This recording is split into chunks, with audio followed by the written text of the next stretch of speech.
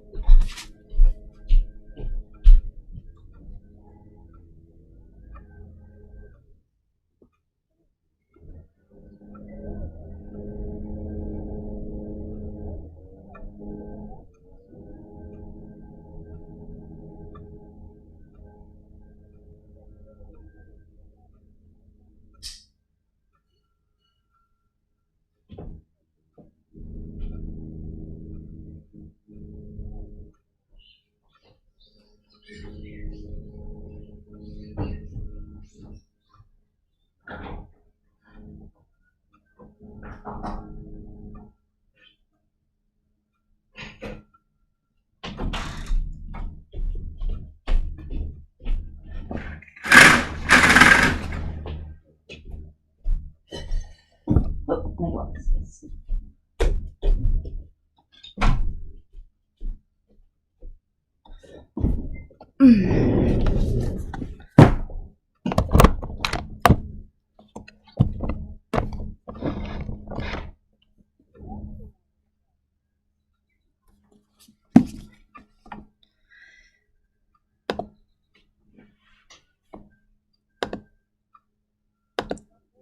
All right, good morning.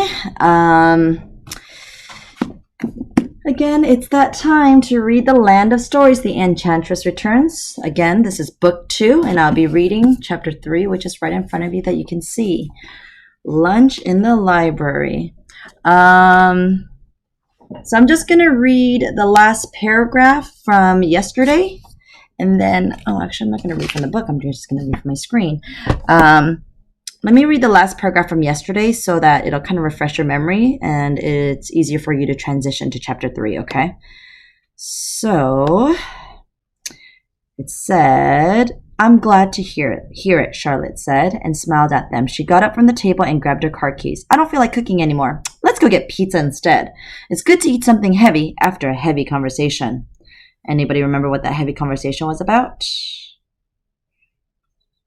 Just a refresher, Charlotte is Connor and the twins' mom, right? Oh my gosh, why did I forget? Connor and Alex, I'm sorry. Connor and Alex's mom, and they found out that she's dating somebody, the man that she used to work with at the vet, right? And they both lost their significant other, tragically and suddenly, and then they relied on each other, and then that's how they fell in love. It's a whole love story, right? All right, chapter 3, lunch in the library. The next day at school, Alex was still having a hard time digesting the conversation and the pizza from the night before. Remember, pizza's heavy, so it's kind of hard to digest. The news of her mother's new relationship was a heavy thing to process and did nothing to help the gloomy state she was already in. She felt like she was slowly losing control over everything in her life, and she hated it. Alex desperately needed someone to talk to, someone who wasn't her mom or her brother, but an outside source who could hug her and tell her everything was going to be all right. She needed her grandmother. She would have given anything just to see her face again. However, since that was impossible at the moment, Alex settled for seeing a form of her grandmother instead. At lunch, she went to one of her favorite places in her world. What is it? The school library. She loves reading, remember? Her whole bedroom looks like a library, right? "Hi, Alex," the librarian said as Alex passed her desk. "You'll be happy to know I just ordered a new set of encyclopedias." "Really?" Alex said. "That's wonderful." You guys know what an encyclopedia is? It's kind of like Wikipedia, but in a book form. Really thick. There's like A to Z, kind of like a dictionary, but each letter is one book. It's not very fun to read, I'll tell you that. She smiled for the first time all day. It faded a second later after she realized new encyclopedias was the most exciting news she had in weeks. "Thank you for the enthusiasm," the librarian said. "Earlier today, I told another student I was getting new encyclopedias, and he asked me how long I'd be in the hospital. Can you believe that? Times are definitely changing." "They sure are," Alex said under her breath. Alex went to the very last aisle of books where the children's literature was kept. Students weren't allowed to check out these books as they were mostly used as reference for the English classes. From the top shelf, Alex pulled down an old book that was several hundred pages thick. It was exactly where she had left it on her last visit to the library. A treasury of classic fairy tales was written across its brown cover. It wasn't much to look at and didn't have nearly as much majestic charm as her grandmother's Land of Stories book, but it had become Alex's favorite book to visit in the library. She looked around to make sure no one was watching her. Besides the librarian, who was busy at her computer, she had the library to herself. Alex opened the book and flipped through the pages. She skimmed through the illustrations of Sleeping Beauty and Snow White, of Rapunzel and Red Riding Hood, and of Goldilocks and Jack and the Beanstalk. Surprisingly, there were accurate depictions of the people she had met a year ago in the fairy tale world.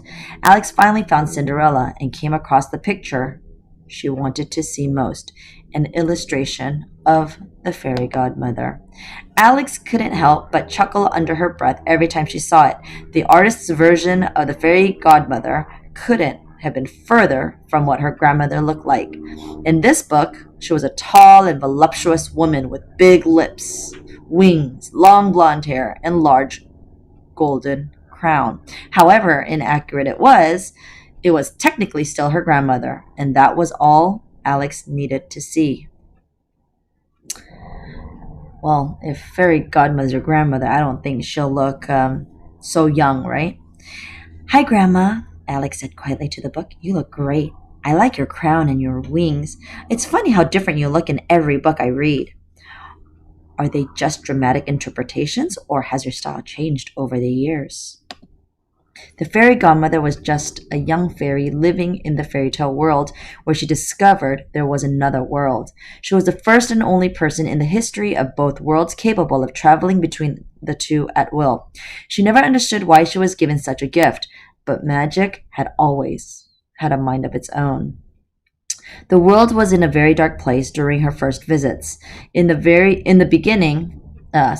the beginning of the Middle Ages, and war and plague I'm sorry, let me read that sentence again. It was the beginning of the Middle Ages, and war and plague were everywhere she looked.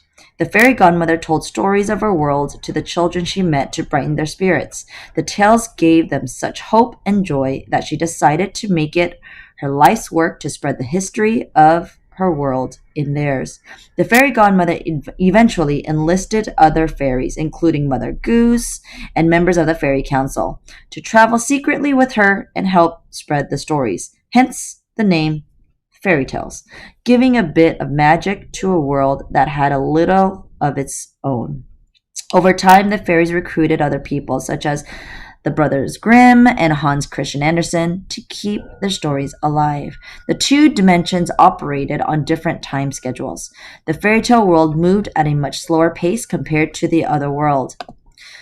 The fairies tried to visit the other world as much as possible, but though only months would pass between visits in the fairy tale world, decades would have passed in the other world. It wasn't until Alex and Connor, the first children belonging to both worlds, were born that the dimensions began moving at the same pace.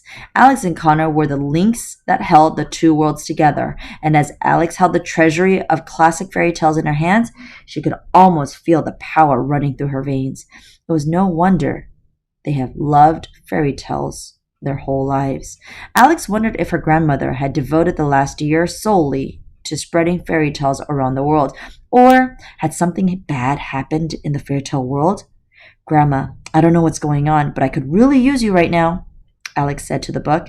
Everything is changing. Everything is moving in directions I don't like.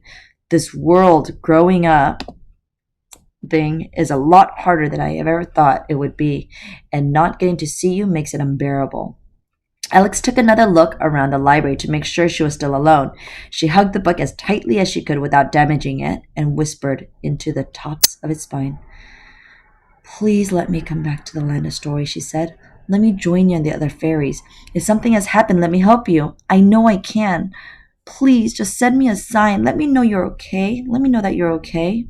Alex held the book for a few moments more, hoping that maybe today would be the day she would be magically transported back into the world she loved so much. But to her disappointment, she stayed put in the library. Her whispers didn't go entirely unnoticed, however. "If hugging that one doesn't work, try one of these," said a voice from nearby. Who do you guys think it is? Who's talking to her? Could it be her grandmother? Or maybe it's her brother. Or maybe it's another girl that's like making fun of her, right? She gets made fun of a lot. Startled, Alex dropped the treasury. Down the aisle, seated on the floor with a few stacks of books piled around him, was Connor. Alex had completely missed him. "You scared me," Alex said. She was embarrassed, not knowing what he had and hadn't heard her saying to the inanimate object. "You're lucky I know you. Otherwise, I probably would have reported you to the school psychologist," Connor said with a mocking but loving smirk. "What are you doing here?" Alex asked him. She walked down the aisle closer to her brother and saw that the majority of the books around him were also different storybooks and fairy tales. "Same thing as you, apparently," Connor said, and then snickered to himself. "Although I didn't try getting to first base with any of them or anything." "Very funny," Alex said, and took a seat next to him. "Is this your first time ever being in the library?" Connor sighed, shrugged his shoulders. I've been in a bit of a funk today. I thought if I came in here and flipped through a couple of these, I would feel better," he explained. "Did it work?" Alex said. "For the most part, I'd say," Connor said. "Why do you think that is?" "Well," Alex said, straightening her headband, "I read in a zoology book once that certain species of birds and insects that live in trees will climb down and hide in the roots if they ever feel like their home is being threatened."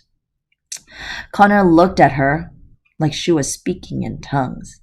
"And how is that relevant to this topic?"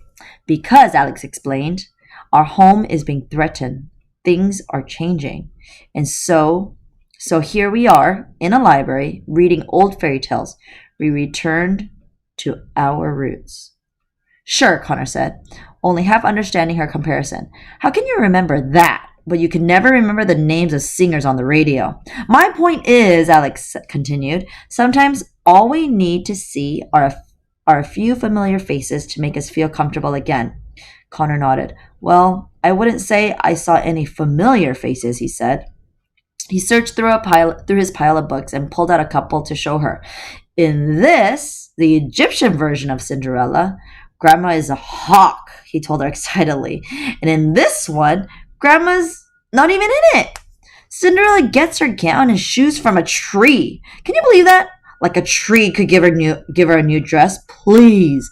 A complete stranger with a wand is much more believable." "We should write letters of complaint," Alex said. "Should we sign it as the grandchildren of the fairy godmother? Do you think they'll take it more seriously if we do?" They both laughed. "Definitely," Connor said. "Or personal acquaintances of the long-lost charming prince." I bet no one has ever heard that one before. Both the twins went silent for a moment, and their amusement faded into despair. "I miss Froggy," Connor said. "I miss saying Froggy." "There's not much we can do about it," Alex said. "If Grandma wanted us to come back, she would tell us what was going on. Until then, I guess we'll have to keep hugging books." Oh, did I turn too much? I think I did. Sorry. "Great," Connor said sarcastically. "I wonder what Dad would tell us if he were alive. I don't think there's a story even in his catalog that could help us get through everything we're going through now." Alex had to think about it. Most of her dad's stories had been perfect for their elementary school dilemmas, but what advice would he give them now? I bet he would say that anyone can have a once upon a time or a happily ever after, but it's the journey between that makes the story worth telling, Alex said, and how characters face the challenges at hand is what makes them heroes. "Yeah," Connor says, "something like that." "You're good at this." A high-pitched beep sounded as an announcement was made over the loudspeaker. Uh-oh. That's not a good sign, is it? "Connor Bailey, please report to the principal's office. Connor Bailey, please report to the principal's office." Uh-oh. Both of the twins looked up toward the speaker and then at each other. "What did you do?" Alex asked. "I don't know," Alex said with a gulp. He mentally rewound through the past 4 weeks of his life, thinking of anything he had done that could warrant a trip to the principal's office, but found nothing. "At least, I don't think I did anything." Connor collected his things and put the library books back on the shelves.